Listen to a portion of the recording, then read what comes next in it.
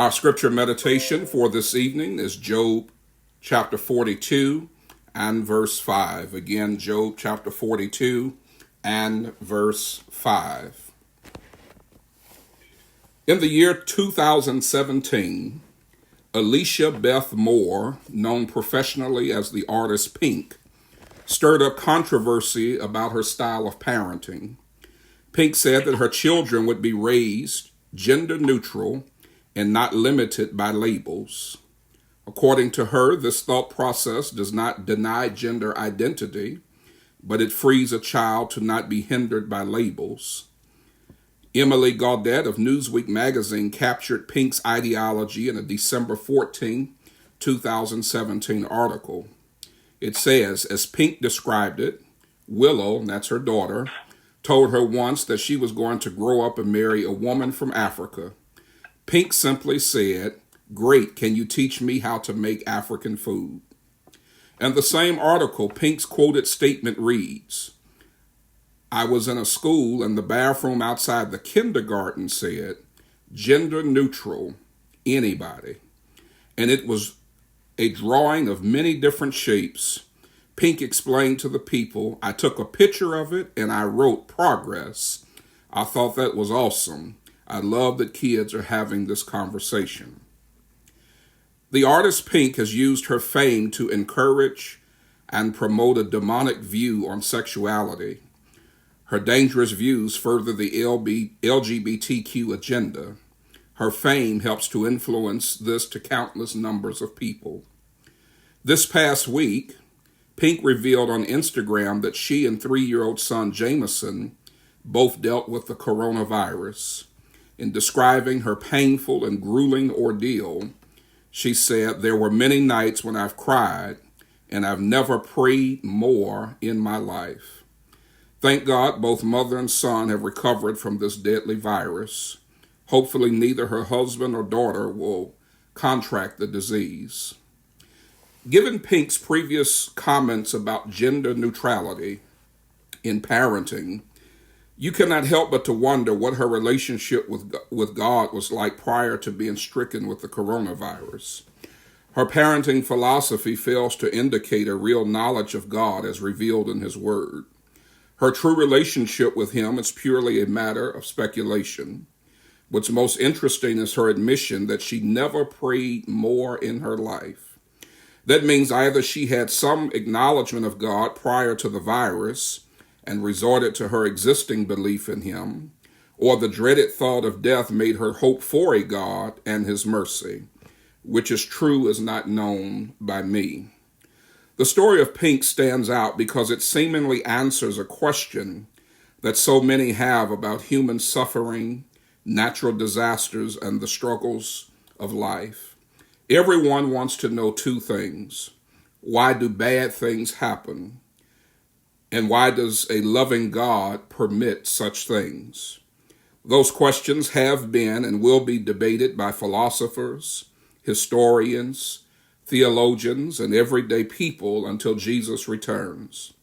In trying to understand these questions, believers must always remember an essential purpose in the mind of God. He seeks to reveal Himself to us and draw us into an eternal fellowship with Him.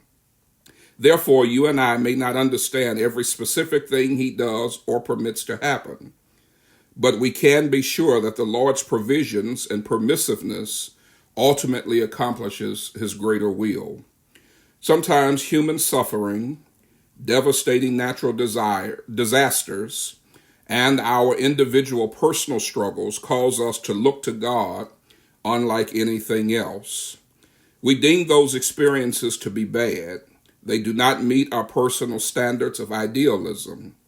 Realistically, being burdened, crushed, perplexed, overwhelmed, or frustrated can position us to think beyond ourselves and look to our Creator. When Pink was formulating her ideology about parenting, it is obvious that she did not look to God.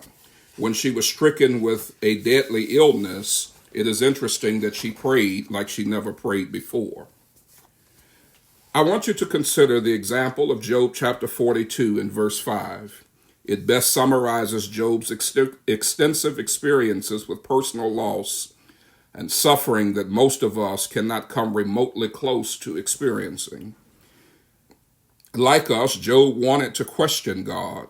He sought answers, explanations, and perhaps justifications as to why the Lord allowed afflictions.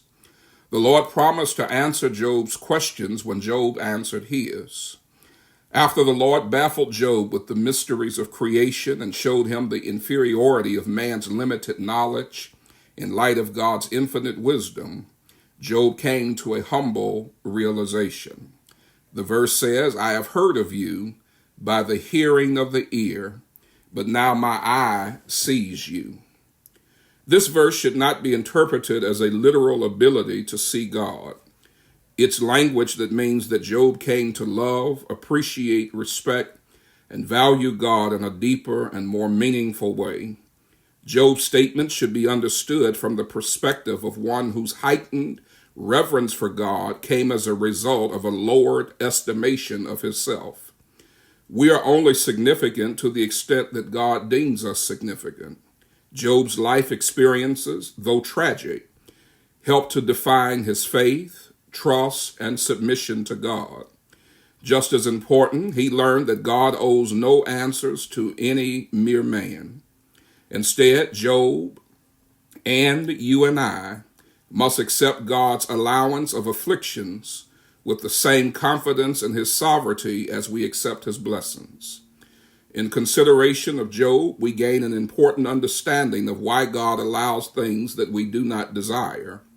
Through the pain, problems, and perplexities, he gets our attention. He tests our faith, builds our trust, and deepens the fellowship between us and him.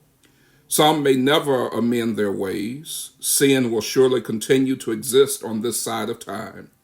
The Lord, however, uses suffering, disasters, and struggles to get our attention as a means of exhausting every effort to get us to see him so that we are without excuse in the day of judgment. When we consider the foolish thinking of Pink, it certainly is interesting how she promoted Satan's viewpoint on gender identity, only to pray to God like never before when afflicted with illness.